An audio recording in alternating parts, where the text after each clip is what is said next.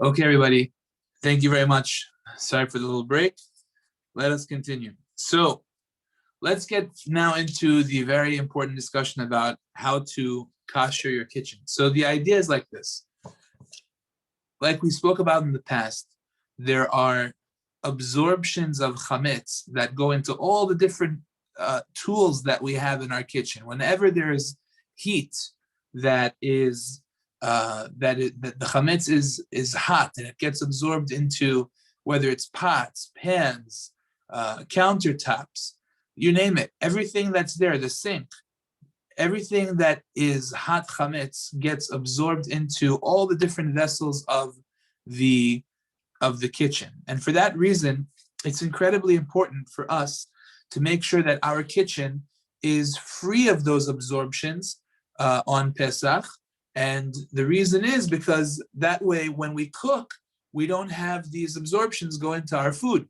And when we place our pots onto countertops, they don't go into, the absorptions don't go into our food. So chametz, like we said before, is asur even the mashuli, even just a small amount can take that food and make it all not kosher for Pesach. So therefore, when we use our kitchens, which normally are chametz throughout the year, it is of utmost importance to make sure that for Pesach, we get rid of all the chametz that's in them, not only just physical, but even the absorptions of the chametz. The way to get rid of absorptions, the Torah tells us, is everything that is used with fire, you have to kosher with fire. Everything that is used with water, you have to kosher with water. So the way that we kosher it is based on the way that it's used throughout the year. So let's go through the different tools of the kitchen one step at a time. So first of all, talking about pots and pans. So when you have pots and pans of, sorry, one second. Okay, when you have pots and pans, so we use our pots on the fire with water, and the chametz is absorbed inside of a pot through a liquid. So the way to get rid of the chametz is also through a liquid. So for that reason, if let's say a person had cooked pasta inside of a metal pot, so the way to get rid of the absorptions of pasta is, first of all, we let the pot sit for 24 hours. We don't use it for anything hot. And after 24 hours, whatever flavor is in that pot is spoiled. So then you can take that pot and dip it inside of another larger pot that is boiling hot water inside of it. And then you dip it in there, take it out, and you wash it off in cold water, and then you have koshered your pot for Pesach. It's not so difficult. You just have to make sure that it's clean first, that you haven't used it in 24 hours, and then you go ahead and you take your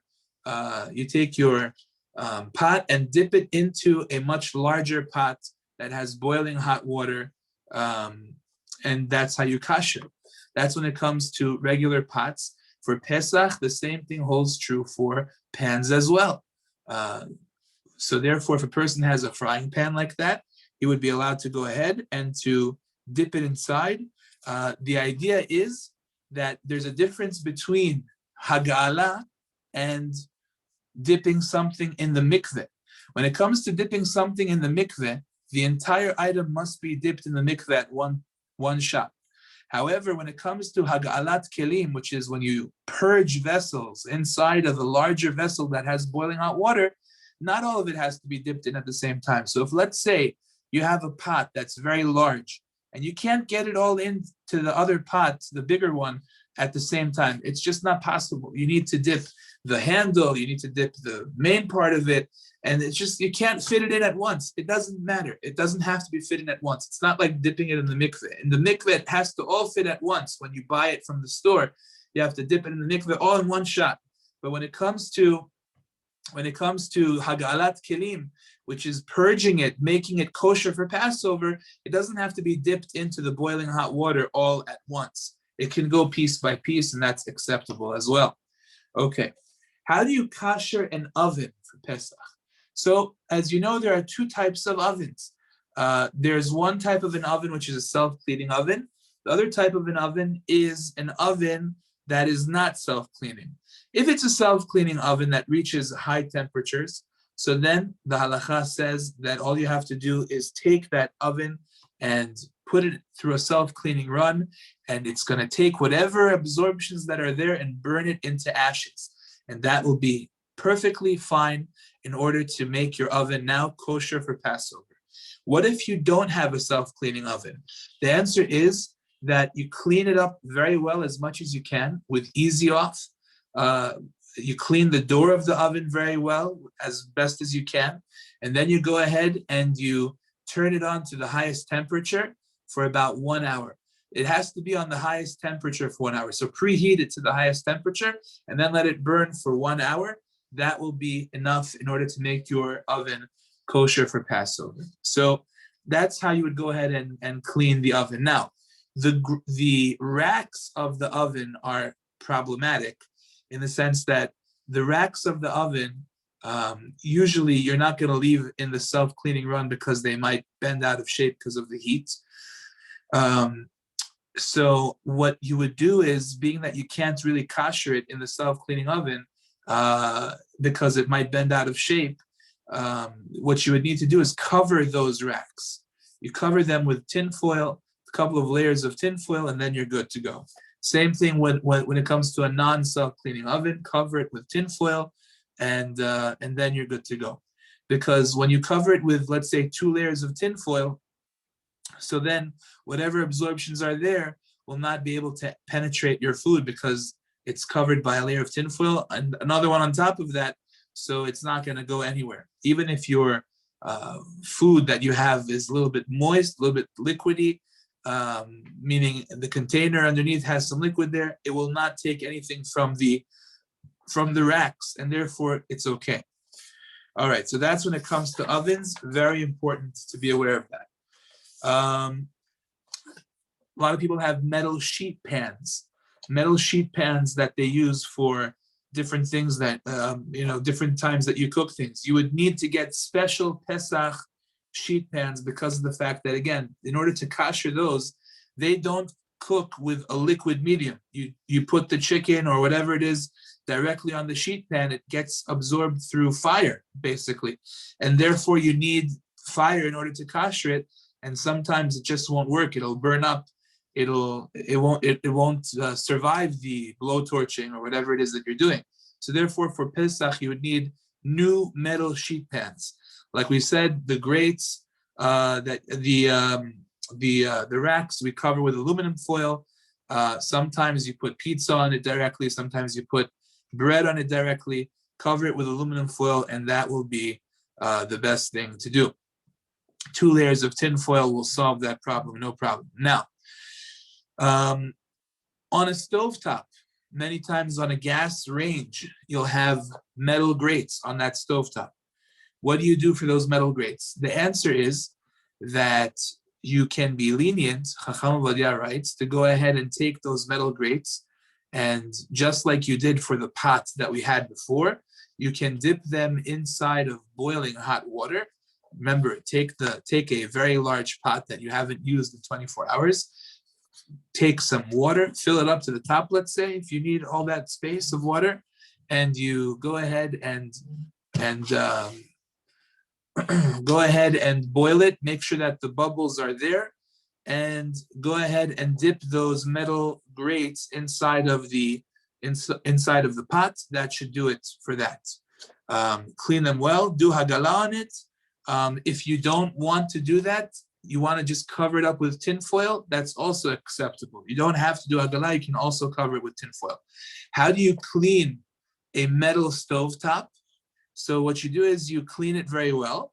You can pour hot water. You should pour hot water all over it. Or if that's not an option for whatever reason, cover the entire metal stovetop with tin foil so that whatever food falls on it will not touch the actual metal stovetop itself. But personally, what I would do is I would, if it's a metal stovetop, I would just pour boiling hot water all over it and clean it that way. That's how I would kosher it. Okay. When it comes to a hot plate, Chacham Ovadia paskind that all you have to do for a hot plate is clean it very well and pour boiling hot water onto it. Sometimes people take bread, they put it directly on it. It's very likely that it absorbs chametz directly. So therefore, you do have to kasher it. Some are extra stringent to actually cover it with tinfoil while using it on Pesach, but it can be kashered according to the Sephardic poskim. You just have to take boiling hot water, pour it all over it. For the extra machmirim, put some tinfoil on top of it, and then you could use your hot plates. Okay, what do you do with an electric stovetop? A lot of people have these electric cooktops. So this is a bit of a challenge because a lot of the electric cooktops, I was researching this today, they're not only glass. As you know, Shulchan Aruch holds that glass does not absorb. The Ramah writes that glass actually not only does it absorb, but it's one of the types of materials that doesn't allow the absorptions to leave. Like we said, China, when we were learning the laws of kashrut, we said ceramic does not allow the absorptions to leave, and therefore you can't even kasher. So the Ramah, the Ashkenazi, the head of all the Ashkenazi poskim, was of the view that you cannot kasher glass for Pesach. Now, the Sephardic opinion is that that's not the case. You're absolutely allowed to kasher glass for Pesach, no problem. There are some more strict, okay, but the simple letter of the law is that you don't have to worry about it, you can kasher it. The problem with the electric cooktop is that it's not only made out of glass. That's the bit of the issue that the poskim were struggling with. So therefore, what do? How do you kasher the electric cooktop? So the answer is, it's a few-step process. Number one, you got to clean it very well. Number two, you leave it for 24 hours. Number three, you turn it on to the highest temperature for about 5 minutes and leave it boiling for about 5, meaning leave them all in the highest temperature for 5 minutes, and then pour boiling hot water onto it 3 times. That's how you do it in order to get the electric cooktop. This actually is a psak from Rav Gidon ben Moshe, who is one of the dayanim on the Chavedat Beit Din.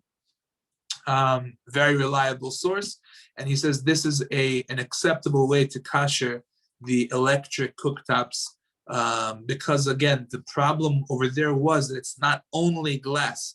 There's some kind of like almost like some cheres, which is like a type of china mixed into it. So you need to not only clean it, but also turn it on to the highest temperature, and also make sure for a few minutes, also make sure you do haga'ala on top of it 3 times. That should get the job done. Okay.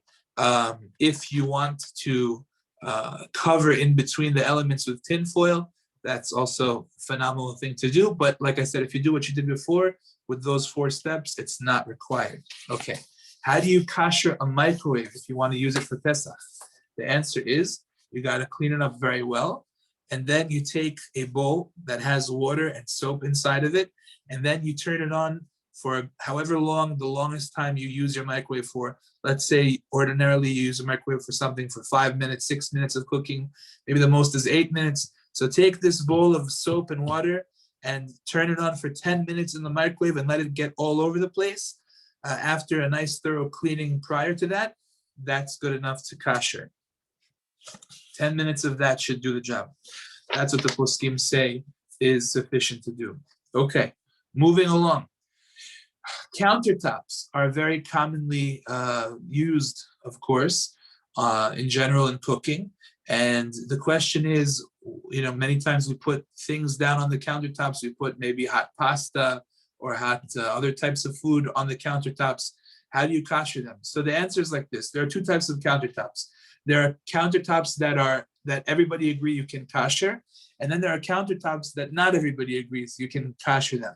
What does everybody agree you can kasher? If your countertop is a metal countertop, if it's marble, if it's granite, all opinions agree that you can kasher those types of countertops. What you would do in such a case, if you want to use the countertop directly, you wouldn't use the countertop for 24 hours. You would pour boiling hot water onto the countertop from a vessel that has bubbles inside of it. You heat it up, let's say the pot of water, bubbles inside, and then you take it and you pour on top. So that's that you pour it all over the countertop. That would be sufficient in order to kasher it, at least according to the Sephardic tradition. By the Ramah is a little bit stricter. That says that he requires what's called even melubenet, which means that you have to have some kind of hot rock. Some people use an iron, not plugged in, but a hot iron to pass the water along as it's flowing. But like I said, the Sephardic tradition is not so. They just pour hot water, boiling hot water onto the countertop, and that kashers it. At the same time, there are some countertops that are a big dispute amongst the poskim whether or not you can kasher. For example, for mica is a question whether or not you can kasher. So since there's a machloket involved, and when it comes to Pesach, we try to be stricter. So the custom commonly is to cover those kinds of countertops. So what you would do is you go to one of these hardware stores, and they sell these bubble plastic hard covers where you can shape it, you can cut it exactly to fit the size of your countertops, and that way you cover it. You got some tin foil underneath on the counter, and this kind of hard surface on top of it, and that's your makeshift counter. Instead of using something that is questionable whether or not it was kashered, you can do this instead and fulfill it according to all opinions. At least that's what I personally have done in the past when I've had countertops that were not kasherable. Okay, when it comes to sinks, so any kind of sink, let's say a stainless steel sink that you've used for chametz plenty.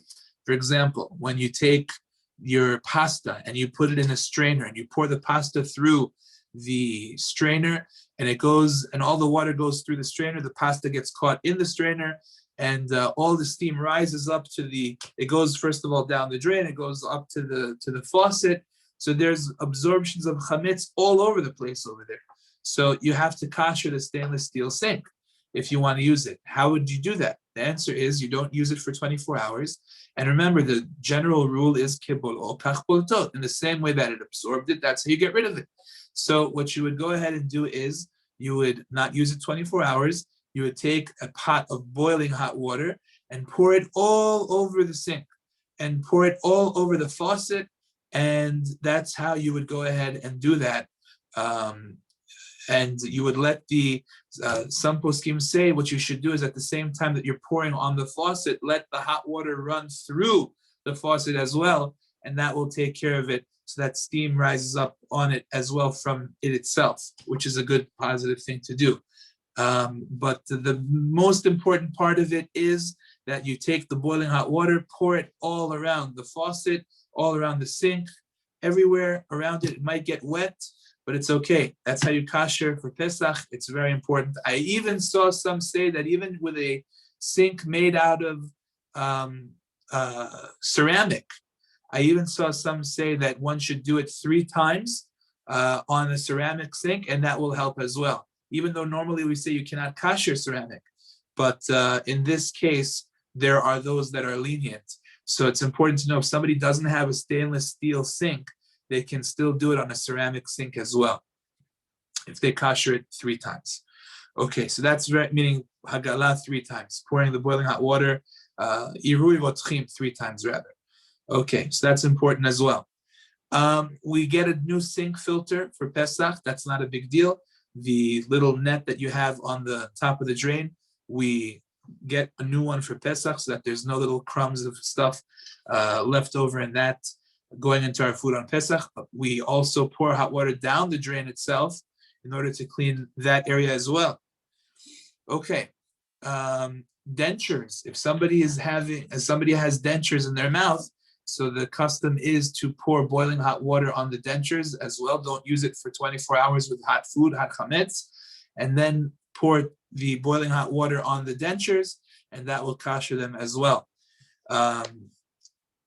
Can you use your dishwasher for Pesach? The answer is that if you use your dishwasher for chametz all year long, which I'm almost positive most of us do, so then there are those who are lenient if you change the baskets on the inside, run it through one wash and change the basket on the inside. However, most of the time, I don't know if that's an option to get new baskets for Pesach, in which case it's probably not an option to go ahead and to change the baskets, and therefore, as far as I know, most of the time people stay away from using the dishwashers on Pesach. Okay, now, when we said before that you can kosher frying pans for Pesach by doing hag'ala, by dipping it in boiling hot water, there's a little caveat to that.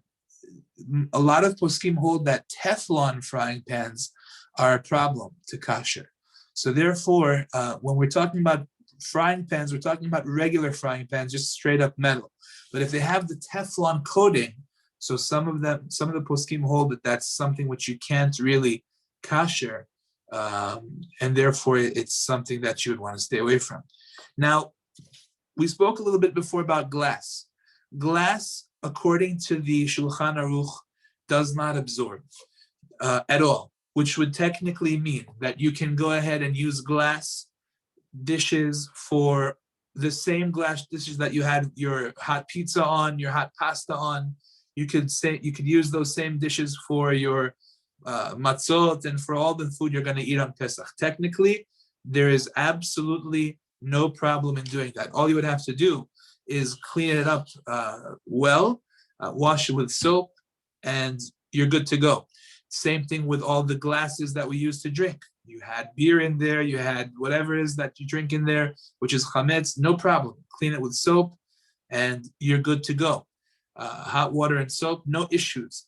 However, like I said before, the Ramah is of the opinion that that glass absorbs, and not only does it absorb, but it's like China, that the absorptions don't even come out. Now, like I said before, the Shulchan Aruch doesn't agree with that. However, there were opinions that said that even though we hold all year long that glass doesn't absorb, when it comes to Passover, there are those who are strict, like the Ramah, because of the severity of Pesach. So there are those that on Pesach don't rely on the leniency of glass. So there is such a thing. If somebody is strict like that and they have such a custom to be strict, the custom doesn't come from nowhere. It is indeed a valid custom. However, Chacham Ovadia was of the opinion that if one wants to be lenient and rely on the strict letter of the law of Shulchan Aruch that glass doesn't absorb whatsoever, he has every right to rely on that opinion, because that is the Ikar Adin, that is the strict letter of the law, and that can be followed. So if somebody wants to use the same glass dishes, then provided that he cleans them well before Pesach, there would be really no problem with going ahead and using them. Same thing for drinking glasses, no issues at all. Okay, so that's important as well. Now, another issue that has come up in the past couple of years, people have asked me about warming jars. How do you kosher your warming jar if you want to use that on Pesach? A warming jar is sometimes found inside a kitchen. It could be inside of like in one of the islands of a kitchen. They have a special drawer that keeps heat at around 200 degrees. So if you have food that you already heated up but you don't want it to cool off, you can go ahead and keep the food there. How do you kosher it if it has absorbed chametz? The answer is, what you do is you simply leave it on the highest temperature for however long that leave it for, let's say, an hour on the highest temperature.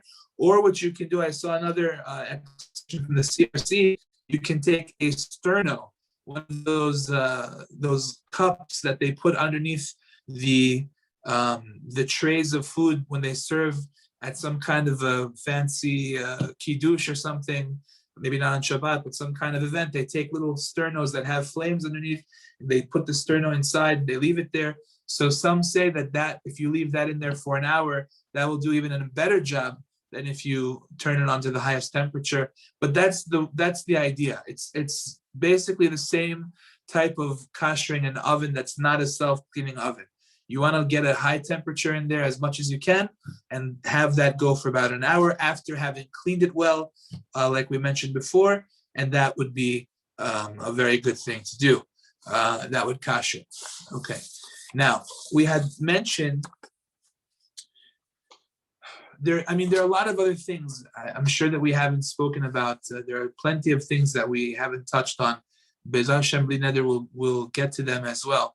But Bli Neder, that's just the general idea of what we can and can't do with our with our kitchen. Just before I move on, of course, there are utensils that we have to know about, koshering them as well. We can kosher forks and spoons, no problem, with by doing hagala if you want to kosher them. But there's no question that if you can get yourself a new set of all these things for Pesach, that would definitely be the best solution. If it's within your means to go ahead and to get a new set of forks, knives, and spoons, a new set of dishes for Pesach, there's no question that that's the best solution if you can. It doesn't have to all be in one shot this year. It could be a little bit this year, a little bit next year, and so on and so forth. By a few years down the road, all of a sudden you have a whole world of options for yourself that are just for Pesach. So that would definitely be the best thing. There's a lot more things to talk about. If anybody has any other questions that about how to kosher things, feel free to reach out to me. I'd be more than happy to address it. Okay, a couple of more points about getting ready for Pesach. Number one, like we said, we have a mitzvah to get rid of chametz from our midst before Pesach. Now, part of that mitzvah, the way the rabbis set it up, is that we have to search for chametz before the holiday comes in. So usually it's the night before Pesach. The rabbis made a rule that we do what's called b'dikat chametz. We go around the house. We go around anywhere that has chametz. Usually, it could be the house, could be the office, could be the car, and we have to check these places for chametz. That's an obligation which is upon the head of the household to go ahead and to do so. He can appoint people to help him out, no problem. He can make messengers as long as they're above bar bat mitzvah. They can go ahead and help him with that mitzvah, no problem. But the obligation is to do b'dikat chametz. So now, the question that happens is like this. Somebody's going away for Pesach. They're not going to be home the entire time on Pesach. Do they have to do the b'dikat chametz in their home, yes or no? So the halacha says the following. It depends when they're leaving. They're not going to be home the entire Pesach, but when are they leaving? If they're leaving 30 days before the holiday, meaning before 30 days, there's no obligation on them whatsoever to do the b'dikat chametz in their home. However, if they're leaving within 30 days of Pesach, like let's say at this point, or if they're leaving 2 or 3 days before the holiday, then the halacha says that they are required to do b'dikat chametz in their home. That's the simple letter of the law. So that would mean that if somebody's, let's say, leaving somewhere else, 2 or 3 days before the holiday, the night before they go, they would have to search their own personal home for chametz. Now, is there any way that a person can avoid having to search their house for chametz, can avoid having to do this b'dikah, having to go through the cleaning and all of that stuff? The answer is that there are two types of mechirat chametz, the selling of chametz that rabbis do. One of them can completely absolve the person from any such obligation, and one of them does not. The average b'dikat chametz, mechirat chametz, when a rabbi goes to sell the chametz to a goy, the eve of Pesach, the rabbi's selling of the chametz does not absolve the person from the obligation to check. So if, let's say, Pesach this year is Saturday night, let's say Friday morning, the rabbi goes to sell the chametz to the non-Jew on behalf of all the people of the community. So now, at that time already, when was the obligation to check the chametz? The obligation to check the chametz was the night before. The obligation to check the chametz was the night before. The obligation already took effect. The rabbi is selling it the following morning. So the people who left already, they were obligated to check the chametz already. So they haven't gotten out of the obligation to check their house for chametz, which also means at the same time that their chametz has to be concentrated in one place and sold to the goy, which means that they have to have some kind of a light cleaning to their household as well, even though they're not going to be there the whole time. So what does a person do if they want to avoid having to have that kind of thing happen? Because, I mean, at the same time, they're not going to be there at all. So the answer is normally this kind of, there's a sale that rabbis do, which is called Mechirat Yud Gimel, which means that they sell the chametz not the day before Pesach, meaning the morning before the seder, but rather the day prior to that. Now, what that does, if you sell it on the 13th of Nisan, what that accomplishes is that by the time the obligation to check chametz takes effect, you don't own any chametz. You already sold it to all the chametz to the goy. So therefore, there can't possibly be an obligation on you to check. You don't have any chametz. It's not yours. It all belongs to the goy. So such a sale can absolve a person from the obligation to check chametz.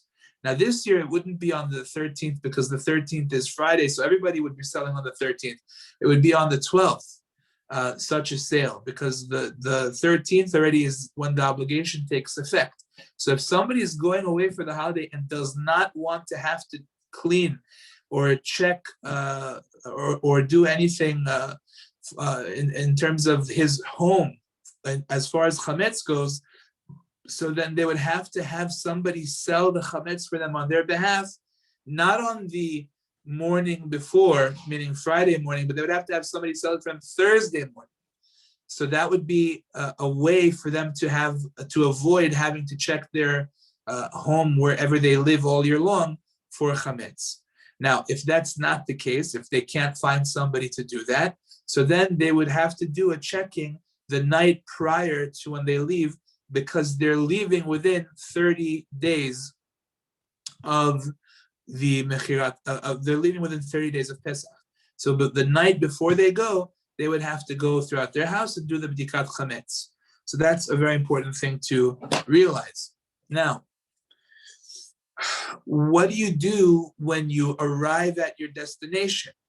See, most of us are, I mean, if people leave for Pesach, they're probably leaving within 30 days. I mean, most of the time, they're not leaving within,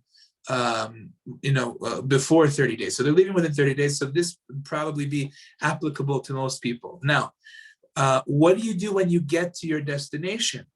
So if you, at your destination, let's say you arrived the day before the obligation to check for chametz, and you started eating chametz over there, so then you would have to, in your new place where you are, you would have to check your place for chametz. That would be definitely something that you have to do. If you don't eat chametz over there, then you can do a light checking yourself. You wouldn't say a blessing if it's at a place like a hotel or something like that, where they do the check, where they clean up very well. It's considered to be bechezkat baduk, because of the fact that they do a full cleaning much better than we do normally at our own homes. That's the language that Rabbi Shmuel Kamenetsky writes in his book. And therefore, he says, all you would have to do is a light checking, because again, you yourself didn't bring any chametz there, and you would just do a light checking without a blessing, because it's bechizkat baduk. It's assumed to have been cleaned. Now, one issue which comes up when it comes to traveling, it's important to be aware that there are differences in time zones. You see, when somebody, let's say, travels to Israel for Pesach, I had this happen last year. Somebody called me and he said, I want you to sell the chametz for me. So I said, listen, I have no problem selling the chametz for you. I would love to. The only problem is like this. By the time, when I'm selling chametz in the morning to the goy, so by you in Israel, it's already asur b'hana'ah. It's already too late. I can't represent you if you are in Israel and it's very late already, you don't have the right to sell it anymore. It's already asur b'hana'ah. You can't sell something which is forbidden to benefit. So therefore, and even if I'm selling the chametz that you have over here in America, it's a big question whether or not I can sell the chametz that belongs to you when you're in Israel, even though it's over here. There's a big debate amongst the poskim about that. So what he would have to do is he would have to have some kind of an arrangement that that somebody sells it from ahead of time already in Israel. Think about it this way also. When somebody travels, let's say somebody travels to California, okay? So he's heading back in time from New York. So when it comes time for us to buy back the chametz, right? So then after Pesach is over, we bought back the chametz for this guy, but by him it's still Pesach, right? So there are issues when it comes to these things. So you have to make sure that if you are in a different time zone, you make that clear to the rabbi that is going to be selling your chametz, and work out all those details so that it's very clear exactly where you are and what you can and can't do. And the rabbi will instruct you about how you should go about it, because it could get very tricky sometimes, depending on where you are and how things are going. Actually, one of the people that was asking me was telling me was actually making aliyah. A bunch of people made aliyah in the last year, and one of them had made aliyah, and he's already done with Pesach, right? And because we have the last day, which is the second day of Yom Tov, and he can't even have his chametz yet because of the fact that I wouldn't have bought it back yet for him. Right? So there are differences in time zones which actually make a big difference as far as the chametz is concerned. So you have to inform the rabbi who's selling the chametz, if you're traveling and you're going to a different time zone, exactly what's going on. And even, by the way, if it's in the same line of longitude on the globe, let's say Florida, a lot of times there's differences between when is sunset and different things like that. You have to pay attention. It can get very tricky. So you have to watch out for that as well. Okay, if we have any questions, I'll be happy to take them now. If not, we can call it a night. Okay, very good. Rabbi, I have a question that's it's unrelated to Pesach, but it just mostly has to do with Shabbat and when people usually go away on vacation. Okay. So whenever someone encounters an electric stove, so the type that it's like a glass stove top, how do you make a blech for that? I don't have one, so I don't know what it's like. I usually only see that whenever I go away. It's the same thing. Metal sheet. Just cover it with a metal sheet. Right. So let's say the person's on vacation. There's no access to a metal sheet like that. What can you put instead? I mean, usually, if there's a hardware store nearby, it shouldn't be too hard to get a metal sheet, or even a sheet pan. That they sell at any of these cooking places. One of these metal sheet pans that should also be good. You could take a pot, you could flip it upside down. That's also good. As the point is that there's a cover over the fire. Mm-hmm. Yeah. So even though it's not a direct fire, there still needs to be something going on top of it. Yeah, the reason is because when there's a fire, so then it looks like cooking. If you put your food directly on it, it looks like you cooked it just now. Can you put foil? That's forbidden. What? Can you put foil? Foil? Aluminum foil? Foil on top of it. It should, as far as I know, it should do the job. I haven't seen it ever done, but as far as I know, it should do the job. But usually you need something like, what they say is you take something like a pot, you could take maybe a tin, put it upside down, like a 9x13 pen, put it upside down, something like that. It's called hefsek kedera, some type of a, something to be in between. Barrier. Yeah, barrier, exactly. So that way it doesn't. Aluminum, a 9x13 aluminum pan would be fine. I would imagine, yeah. The disposables. Yeah. All right. Thank you so much. Thank you. Problem. Okay, any other questions? Yeah, had I have a question. Yeah. So for like you said for like a denture, but like how about like a retainer like that's plastic? Would you do the same? Retainer, it comes out? Yeah, it's just plastic. Yeah, I would do the same. Okay, thanks. Sure. Okay, any other questions or no? Okay, fantastic, everyone. Thank you very much. Bli neder, next week we will continue on the laws of Pesach. A lot of things to talk about, and we'll go through it step by step. Bli neder. If you have any other questions throughout the week, feel free to text, and we will discuss. Go to. Thank you. Thank you. Thank you.